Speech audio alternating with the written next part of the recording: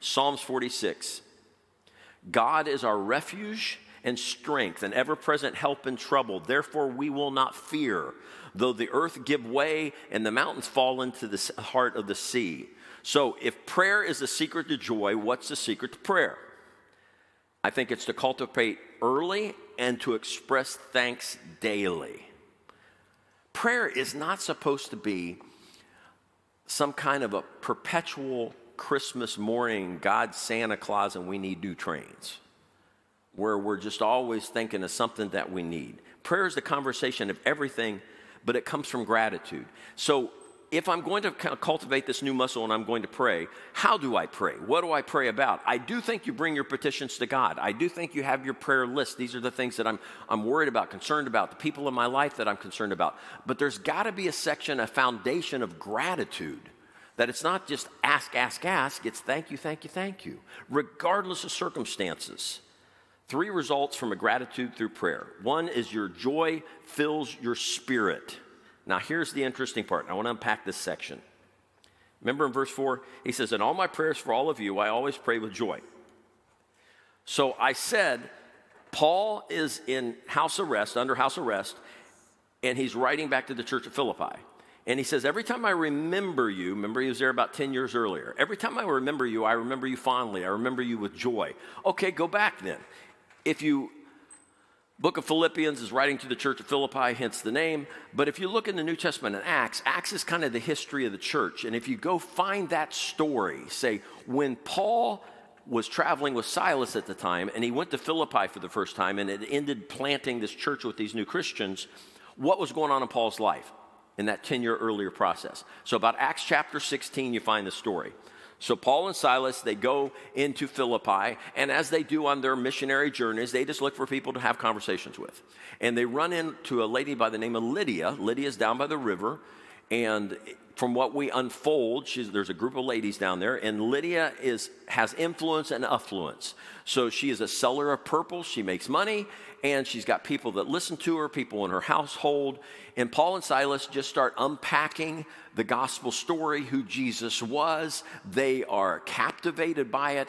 And according to Acts 16, Lydia, at the end of the day, is so convinced and convicted that she and her entire household accepts Jesus and are baptized. That's the story, okay? Good news. If I had that experience 10 years earlier, I would remember you fondly too. But, as Paul Harvey used to say, the rest of the story. That's not what happened next. So Paul and Silas continue to go around Philippi, and they're sharing just like they did with Lydia. But there is a demon-possessed girl who follows them everywhere they go. She's demon-possessed. And no matter who he's talking to and who he's sharing with, she stands off to the side and she says, listen to them. Listen to them. They'll tell you how to be saved. That sounds good, but she's a crazy girl. She's demon-possessed.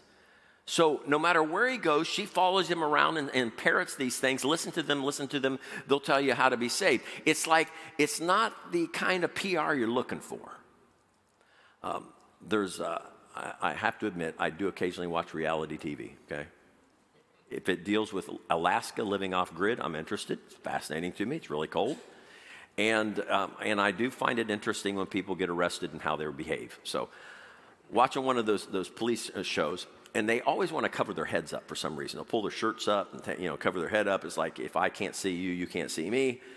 But what you're watching it tonight, and it's one of those on patrol live kind of things, and you're saying, that looks like my neighborhood. And then you say, that looks kind of like one of my neighbors. But you can't see because he's got a shirt over his head. And then you look closer and the shirt says, end zone. What is that? It's PR, but maybe not all the PR that you want. So the crazy girl's going along behind them. Listen to them. If you listen to them, they'll tell you how to be saved. So out of probably compassion for her and all of probably irritation because she's following him around, Paul delivers the demon from her. He heals her. The demon leaves the girl. She's whole. Good news. I'd remember you well too. Bad news. She was a slave girl owned by a group of people that made money off of her malady. So they would use her as kind of a mystical oracle, and people would pay money to listen to what she spouts off. And so when she's now healed and she's healthy and whole, she can't make them money. So they drag Paul and Silas before the authorities, and they say, hey, these two guys coming from outside of town, we don't know them. They're talking about some new religion we've never heard of, and they are affecting our livelihood by taking away this girl's ability to make us money. And so they're thrown into jail. So they're flogged, they're put into stocks, into chains, and they're in jail. Okay, more bad news. I remember you fondly. Every time I remember this, joy fills my heart. Joy fills your spirit, but you have more hope in people. Paul Harvey, rest of the story. So maybe you remember Sunday school, vacation Bible school, camp or something where you sang the songs about this. Paul and Silas are in jail. They've been flogged, they've been beaten, and then in the middle of the night, they start singing. They start singing and praising God, and if you remember the story, an earthquake happens. Earthquake hits the jail, the doors come open, the shackles fall off. The jailer, because it's midnight, he had fallen asleep. He looks up, startled, sees all the doors open, sees the chains on the ground, assumes all his prisoners are gone. He starts to take his own life. Why? Because under law, if you lose your prisoner, you have to fill their sentence. But if the whole jail's empty, you lose your life. And Paul calls out to him and says, hey, don't harm yourself. We're all here. We're all still here. And then the story unfolds that the jailer now, because he's much more receptive audience, tends to Paul and Silas and their wounds. They share with him, and he accepts Jesus and is baptized that night. Here's the point. When Paul says, writing from incarceration, I remember visiting you 10 years earlier when I was beaten and flogged, that's not how I would react. I remember you with joy. I'd say, man, every time I write you a letter, I break out in hives and start getting sweaty palms. That was not a great time. But he takes a long view. He sees not just something bad might have happened or did not happen, but how God worked through it all. It was the long view. So joy fills your spirit, but you have an improved hope in people. He sees people not for who they are, but who they could be. See, most of us, we walk in our lives and we say, who's God? And then hopefully as believers, as you grow closer to God, you move in your maturation point where you're hand in hand with God. Everybody's on that path, whether it's who's God or hand in hand with God. And so if we understand that, then we see people not for who they are, but who they could be. Verse 6, being confident of this, that he who began a good work in you will carry it on to completion until the day of Christ Jesus.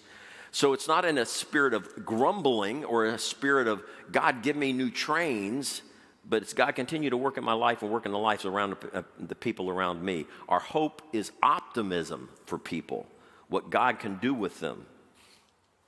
And then third, we develop deeper relationships. We want all those. Verse 7 and 8, it is right for me to feel this way about you, since I have you in my heart, and whether I am in chains or defending and confirming the gospel of all you share in God's grace with me, God can testify, in other words, God can confirm how I long for all of you with the affection of Christ Jesus.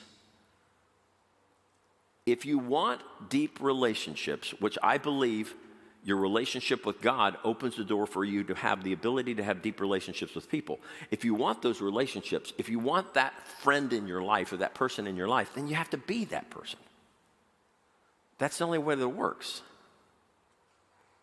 I'm afraid that a lot of times we find in churches people that come in with their umbilical cords wanting to plug in and so that they can bring that life source, which is okay. We exist to help people. But there comes a point where you help somebody else, where you reach out. Dale Galloway talks about those kind of people as EGR Christians, extra grace required. We don't want to be an EGR. So to have that relationship, I have to be that friend. The temptation is just to look for what I can get. No matter the need, though, somebody else needs something. No matter what's going on in your life, no matter what you've run into, the difficult experiences you're having, if you honestly look around, you'll find somebody else that you can help. Cleve McCleary is an interesting guy. He went to Vietnam as a young man. He came back damaged physically, emotionally, as you can imagine, in so many ways. And it was a miracle that he was alive. He lost his hearing. He lost the sight in one eye. All of his teeth were gone. One arm was severed at the shoulder. The other was mangled with only a couple of fingers that worked at the end of the hand. And as he recovered and he grew in his faith, he became a motivational speaker. To this day, he's a motivational speaker. Power, positive thinking kind of guy. And he says, when he gets up to speak, he says, I could wallow in self-pity for what's happened to me. But I don't do that because I've adopted the moniker of Fido. And he says, I even have it as a vanity tag on my car, Fido. It just simply says, forget it and drive on. Well, my point is, it's not just forget it and drive on, it's forget it and find somebody else you can help. That's how you develop the relationships.